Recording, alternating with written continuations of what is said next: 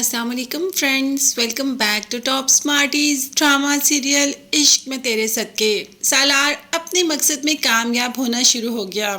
जैसा वो चाहता था वैसा ही हो रहा है। वो चाहता था कि पुप्पो नफरत करना शुरू कर दे नूर से और सालार की बातों पर यकीन कर ले। इस तरीके से पुप्पो के दिल में नफरत पैदा हो जाएगी नूर के लिए और सालार को अपनी मोहब्बत यानी कि युष्मा मिल जाएगी।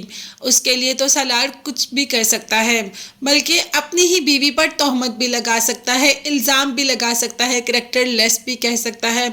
उसके लिए सालार कुछ भी करने को तैयार है, क्योंकि सालार उससे बहुत मोहब्बत करता है और उसी मोहब्बत में ये भूल गया कि वो ये सब कुछ किसके साथ कर रहा है। सालार को इन बातों का एहसास तो ज़रूर होगा, मगर अभी इसमें कुछ टाइम है। अभी तो पुप्पो नूर से बात तक करना पसंद नहीं कर रही। दूसरी तरफ से फराह को मौका मिल गया पुप्पो के दिल में अपनी जगह बनाने का। जानबूझ के पुप्पो के आगे पीछे होती रहती है कि पुप्पो नूर को भूलकर उसकी तरफ मतवज्जो हो जाए। अब ऐसे तो पुप्पो बिल्कुल भी नहीं करेगी कि एक भतीजी को अगर सालार छोड़ दे तो पुप्पो दूसरी भतीजी को अपने घर में दुल्हन बनाकर ले आए। ऐसा बिल्कुल भी नहीं होगा। सालार ने नूर के साथ बुरा करने की तो इंतहा कर दी, अपनी ही बीवी को ज्यादती के कटहरे में खड़ा कर दिया और जब ये सब कुछ कर लिया तो इल्ज़ाम सारा का सारा जुल्फ़िकार शाह पर लगा दिया। जैसे ही वो घर नूर को लेकर आता है तो सारे का सारा इल्ज़ाम नूर पे और जुल्फ़िकार पर ही होता है कि इन दोनों ने मिलकर सालार को मारा, धमकाया और नूर सालार को छोड़कर जुल्फ़िकार के साथ आधी रात को चली गई। अब घर वालों ने भी सालार की बातों पर ही यकीन किया, क्योंकि सालार घर जल्दी आ जाता है और चोट के निशान साफ साफ बता रहे होते हैं कि सालार को अच्छा खासी मार पड़ी। सालार के चोट के निशान सबको नजर आ गए। क्या नूर के फटे कपड़े किसी को नजर नहीं आए?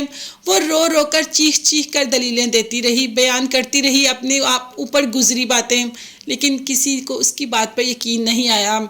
अब तो फराह ने भी कहना शुरू कर दिया कि जो लोग तुम्हारे साथ बैठते थे अब जैसे ही तुम टेबल पर आती हो तुम्हें देखते ही वहां से निकल जाते हैं।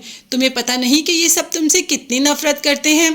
तुम खुद ही ये घर छोड़कर चली जाओ। दूसरी तरफ फराह ने भड़काना शुरू कर दिया नूर को।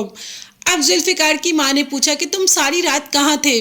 वो लड़की शादीशुदा है, तुम उसके साथ क्यों होते हो? जिस पर जुल्फ़िकार ने कहा कि मॉम वो शादीशुदा तो है ही, मगर उसका अपना शौहर उस पर बहुत ज़्यादती करता है, उसको बहुत ज़्यादा दुख और तकलीफ़ देता है, जो कि मैं बिल्कुल भी बर्दाश्त नहीं कर सकता। माँ ने कहा कि आखिर तुम उसके हो कौन? जिस पर जुल्फ़िकार का कहना था कि हूँ नहीं, मगर हो ज़रूर जाऊँगा। आपको मेरे लिए कोई भी लड़की ढूंढने की ज़रूरत नहीं, शादी तो मैं नूर से ही करूँगा।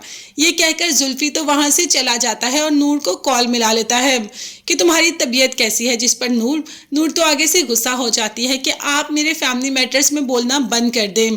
तो जुल्फ़िकार कहता है कि जब मैटर्स सड़कों पे आ जाते हैं तो दूसरों को बोलना पड़ता है। अगर यही मैटर तुम्हारा घर में होता तो मैं कभी भी ना बोलता, मगर उस दिन तुम्हारी जो हालत थी वो सिर्फ मैंने देखी। तुम तो उधर सड़क पर बेहोश हो गई, अभी भी तुम उस जैसे इंसान के साथ अपनी ज़िंदगी गुजारना चाहती हो?